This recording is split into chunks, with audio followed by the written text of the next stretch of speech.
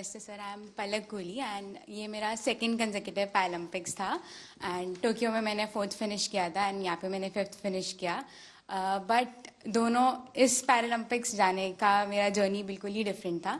मेरे को after Tokyo Paralympics 2022 में सर बोन ट्यूमर हो गया था और स्टेज 1 कैंसर हो गया था एंड नियर टू 1.5 ईयर मैंने कोई भी कम्पीट नहीं किया, कोई टूर्नामेंट कुछ भी नहीं किया एंड लास्ट ईयर मैंने 2023 में कम बैक किया एंड मैं काफ़ी हैप्पी हूँ और काफ़ी प्राउड हूँ कि मेरे सपोर्टिंग स्टाफ, मेरे कोचेस, गौरव सर के सपोर्ट और गाइडेंस के कारण मैं क्वालिफाई कर पाई पेरिस के लिए एंड मेरे बहुत सारे मेजर टूर्नामेंट्स आफ्टर टोक्यो छूट गए थे।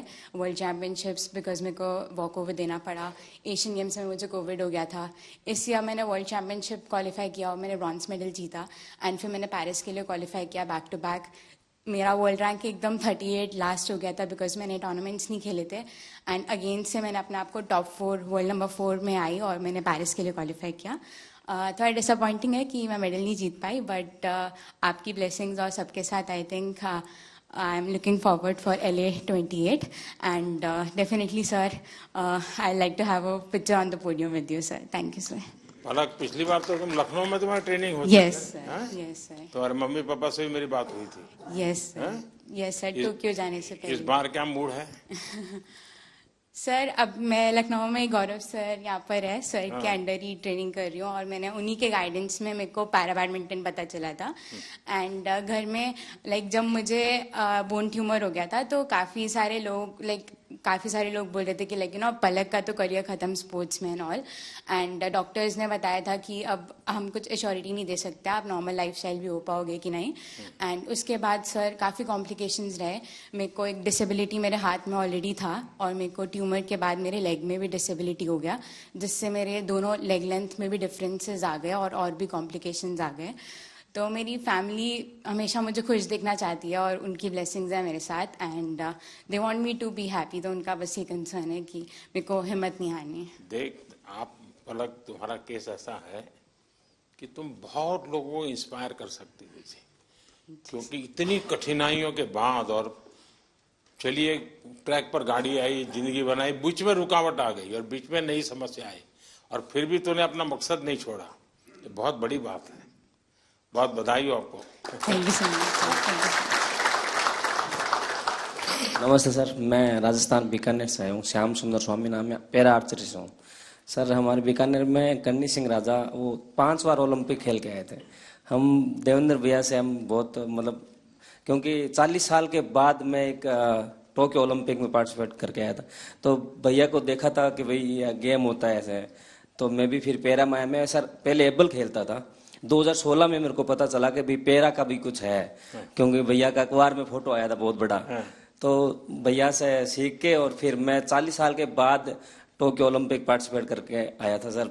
इस बार सर मुझे बहुत कुछ सीखने को मिला, खास करके जो मेरी कैटेगरी के गोल्ड मेडलिस्ट SL3 के हैं नितेश कुमार जी, इनसे सीखने को मिला सर। पूरे लाइफ में जिनसे वो जीते एक बार भी उनसे मैच इससे पहले नहीं जीते थे और उनकी वजह से, जबकि मैं उनको हरा चुका कि अगर वो कर सकते हैं तो मैं जरूर उनको दोबारा हरा सकता हूं और इवन पूरे वर्ल्ड में सबको हरा सकता हूं।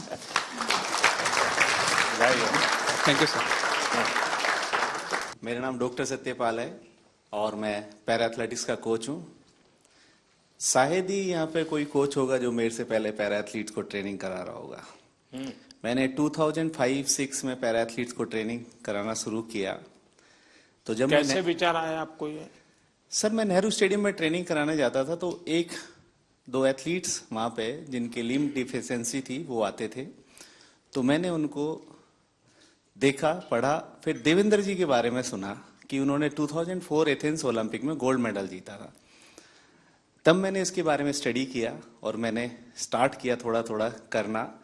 तो सभी कोचिस नेहरू स्टेडियम में मुझे बड़ी अजीब नज़रों से देखते थे कि मैं दीपा मलिक जी की चेयर को पुश करके जाता हूँ, किसी पैरा एथलीट को ट्रेनिंग करा कर न जाता हूँ, अंकुर धामा का हाथ पकड़ के उसको नेहरू स्टेडियम में घुमाता हूँ। तो सोचते थे कि मैं अपना टाइम खराब कर रहा हूँ।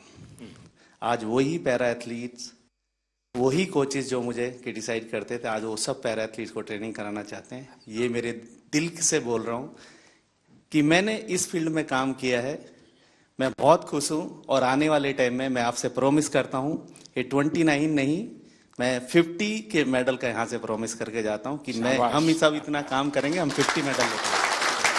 Thank you sir. देखिए साथियों, ये बात सही है कि हर खेल में जो सपोर्ट स्टाफ होता है या कोचिंग करने वाले लोग होते हैं, बहुत मेहनत करनी पड़े हर क्षेत्र में। लेकिन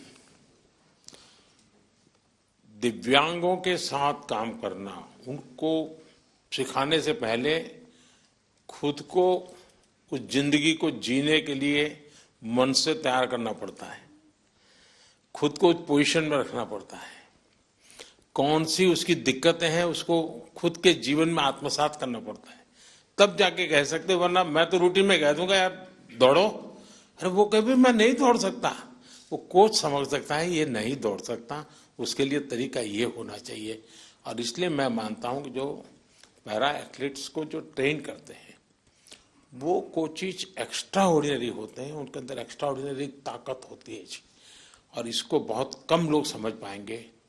मैं भली भांति समझता हूँ, और मैंने कई बार जब फोन पे भी सबसे बात करने का मौका मिलता है तो मैं इस बात का जिक्र करता हूँ, क्योंकि जो सामान्य है उसको सिर्फ टेक्निक सिखानी होती है, इसको तो जीना भी सिखाना होता है जी।